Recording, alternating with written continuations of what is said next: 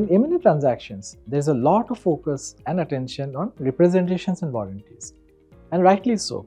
But there is an equally important construct of disclosure letter which needs equal importance. Now, what is a disclosure letter? It basically qualifies the representations and warranties which are furnished by the seller. To put it in perspective, let's say a seller gives a warranty that there are no litigations pending against the company or the seller. But in due course, it gets to know that there is, let's say, a $50 million lawsuit which is pending. Now, if it doesn't disclose, it will kind of have to pay the buyer after closing for breach of warranty. On the other hand, if it discloses that and this disclosure is accepted by the buyer, then the seller is no longer liable for such liability. It's also very important that the seller, when it goes through the representations and warranties and prepares the disclosure letter, it consults with various departments like its employment team, its IT team, environmental team, real estate team to make specific disclosures against the warranties.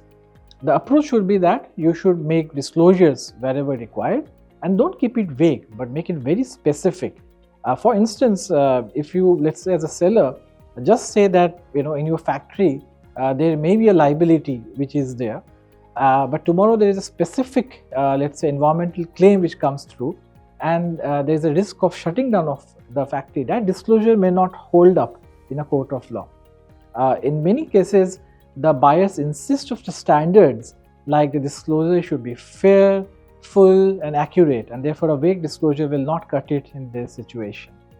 From a buyer standpoint, disclosures are immensely valuable because then it enters into a deal with its eyes wide open, and therefore the buyer should always insist on specific disclosures, timely disclosures, and also if any disclosures are made between signing and completion, those disclosures should only pertain to intervening events between signing and completion and not really historic events.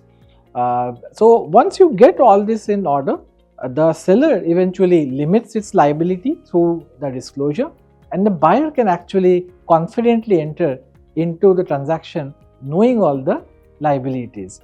You get it right, you have a good deal in hand, and get this disclosure exercise wrong, you're open to all kinds of legal nightmares.